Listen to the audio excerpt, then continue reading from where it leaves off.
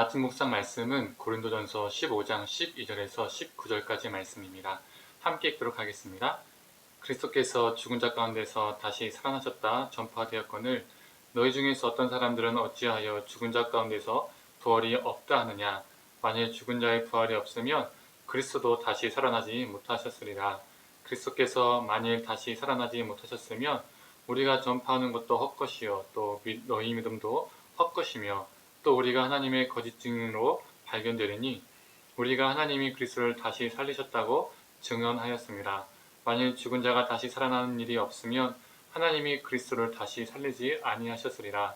만일 죽은 자가 다시 살아나는 일이 없으면 그리스도도 다시 살아나신 일이 없었을 터이요 그리스도께서 다시 살아나신 일이 없으면 너희의 믿음도 헛되고 너희가 여전히 죄 가운데 있을 것이요 또한 그리스도 안에서 잠자는 자도 망하였으리니 만일 그리스도 안에서 우리가 바라는 것이 다만 이 세상의 삶뿐이면 모든 사람 가운데 우리가 더욱 불쌍한 자이리라. 아멘. 오늘 아침 묵상을 들으시는 모든 성도님들에게 하나님의 은혜가 있기를 간절히 소망합니다. 오늘 본문은 고린도 교회의 부활에 관한 이야기를 다루고 있습니다. 고린도 교회는 부활에 대한 의심이 있었습니다. 이 의심은 두 가지로 나뉠 수가 있습니다. 첫 번째 의심은 예수님의 부활 그 자체를 의심했었습니다. 그래서 3절에서 9절을 보면 바울은 길게 할애해서 예수님의 부활을 목격한 자들을 기술합니다. 즉 예수님이 부활하신 것이 진짜 역사적인 사실이라는 것을 입증하기 위해서 부활의 목격자를 기술한 것이죠. 둘째, 사람들의 부활을 의심하는 사람들이 있었습니다. 이는 몸의 부활까지 의심하는 것으로 나아갔던 것이죠. 그렇다면 왜 이들은 부활을 의심했을까요? 고린도 지역은 헬라 문화, 즉 헬레니즘의 영향 아래에 있었던 지역이었습니다. 이 헬레니즘의 대표적인 사고가 무엇이었지요? 네, 맞습니다. 바로 영육 이원론입니다. 영혼은 깨끗하고 선하다, 반대로 육은 더럽고 악하다입니다. 이렇게 영과 육을 따로 국밥으로 구분했던 것이죠. 그 당시에 이 헬레니즘 사고 속에서 살았던 사람들은 더럽고 무가치한 몸이 부활을 한다는 것은 말도 안 되는 것이었습니다. 그들에게 부활이란 더러운 육체로부터 영혼이 분리되는 것, 구원받는 것, 그것이 그들에게 부활이었던 것이죠. 고린도 교회 성도들도 마찬가지입니다. 이 헬레니즘 사고에 영향을 받았기 때문에 그들은 예수님의 부활은 믿지만 죽은 사람들의 부활은 없다라고 주장하고 그렇게 믿은 것이죠. 그런데 그들의 주장과 신앙이 모순이 됩니다. 왜 그렇죠? 예수님의 부활은 믿는다고 하는데 죽은 자의 부활은 없다. 이 죽은 자의 몸의 부활은 없다라고 말하는 것은 상충이 됩니다. 예수님이 어떻게 부활하셨습니까? 영혼으로만 부활하셨나요? 예수님도 육으로, 몸으로 부활하셨기 때문입니다. 몸으로 하신 부활 이후에 제자들과 여러 사람들을 만나셨죠. 그리고 식사도 하셨습니다. 식사를 했다는 것이 무엇을 의미합니까? 영혼만이 부활하신 것이 아니라 몸의 부활이 있었다는 것을 말해주는 거죠. 예수님께서 영과 몸이 함께 부활하셨는데, 그리고 예수님의 부활을 너희들이 믿는다고 했는데 우리 믿는 자의 부활은 없다? 그리고 우리 믿는 자의 몸의 부활은 없다? 이렇게 주장하는 너희들의 생각과 사고와 믿음은 모순이 된다, 말이 안 된다라고 바울은 말하고 있는 것입니다.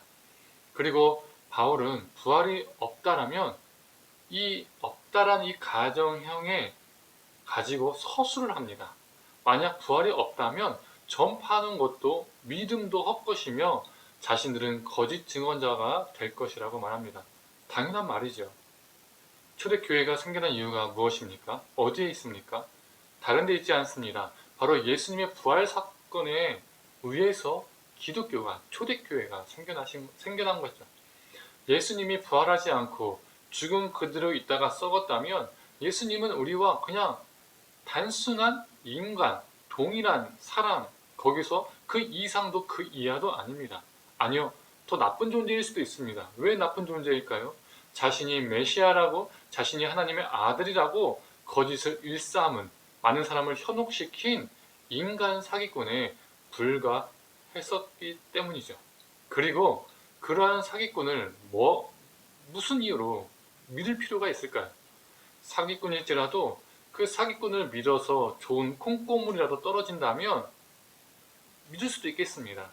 하지만 그 당시 예수를 믿는다는 것은 자신의 목숨과 직결되었습니다. 실제로 제자들은 어떠했습니까? 자신들은 살려고 다 도망가고 예수님을 부인까지 했었지요.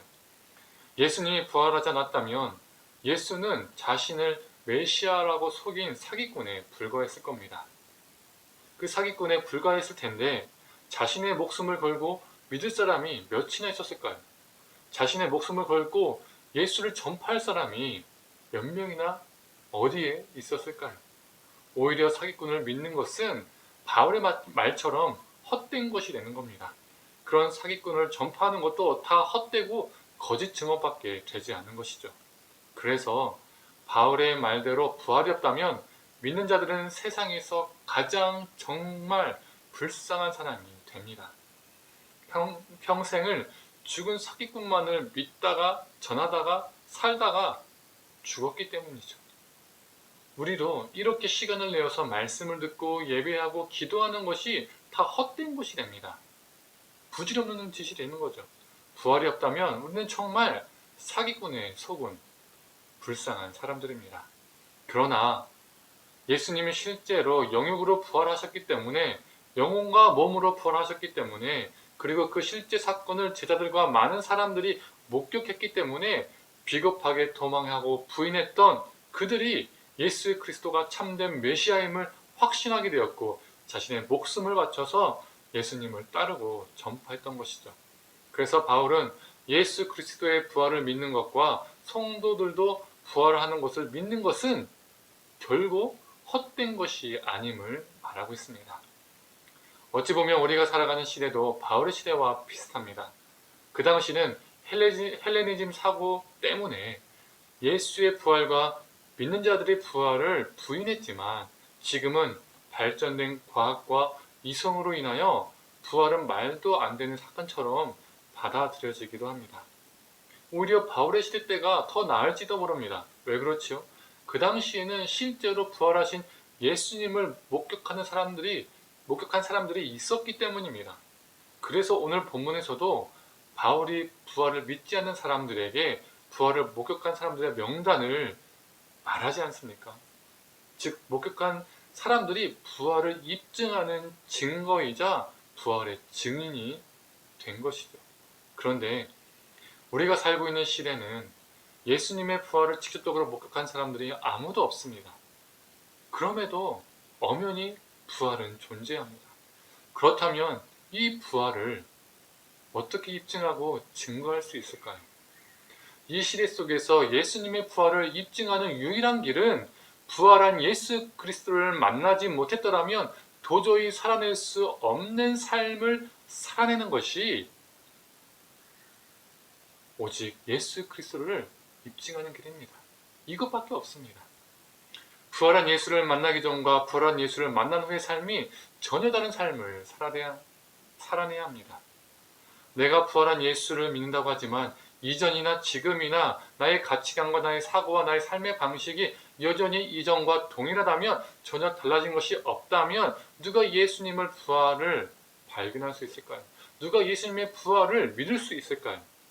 사람과 관계하고 대하는 방식, 물질을 소비하는 방식, 자녀를 교육하고 양육하는 방식 등 삶의 모든 방식과 사고가 불신자와 동일하다면 그들이 예수 그리스도의 부활을 진정 믿을 수 있을까요? 아니겠죠. 사적인 친밀함 때문에 우리를 통해서 교회라는 건물에 나올 수는 있어도 그들이 우리를 통해서 여러 종교 중에 기독교라는 하나의 종교는 가질 수 있을지는 몰라도 예수 그리스도의 부활을 진정으로 믿지는 못할 겁니다. 힘들 겁니다. 그런데 부활을 실제적으로 믿지 않는 기독교인들은 기독교인이 아니라 종교인입니다.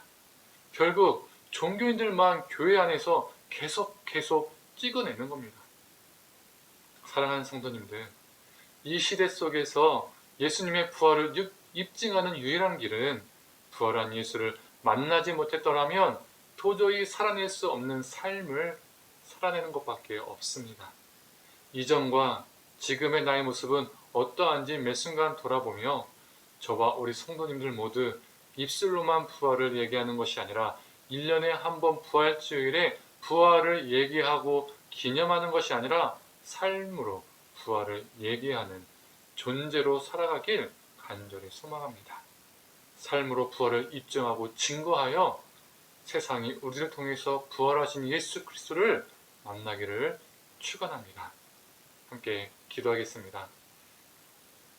하나님, 바울이 살던 시대에는 헬레니즘의 사고 때문에 부활을 믿지 않았던 많은 사람들이 있었습니다. 또 우리가 살고 있는 시대는 발달된 과학과 이성 때문에 예수 그리스도의 부활을, 또 믿는 자들의 부활을 믿지 않는 사람들이 참 많이 있습니다. 하나님, 2000년 전에는 부활하신 예수님이 직접 사람들에게 나타나셨지만 지금은 그러한 시대가 아님을 우리가 보게 됩니다. 하나님, 어떻게 우리가 그 예수 그리스도의 부활을 증거할 수 있겠습니까? 부활하신 예수 그리스도를 만나지 못했더라면 도저히 살아낼 수 없는 삶을 우리가 살아내게 하여 주시옵소서. 예수 그리스도를 만나기 전의 삶과 만난 이후의 삶이 전혀 다른 삶을 살아내요. 믿지 않는 사람들이 우리를 보고 부활하신 예수 그리스도를 직접적으로 간접적으로 경험하는 귀한 역사가 우리 삶 가운데 있게 하여 주시옵소서. 모든 걸 감사드리며 사랑이 많으신 예수님의 이름으로 기도드립니다. 아멘.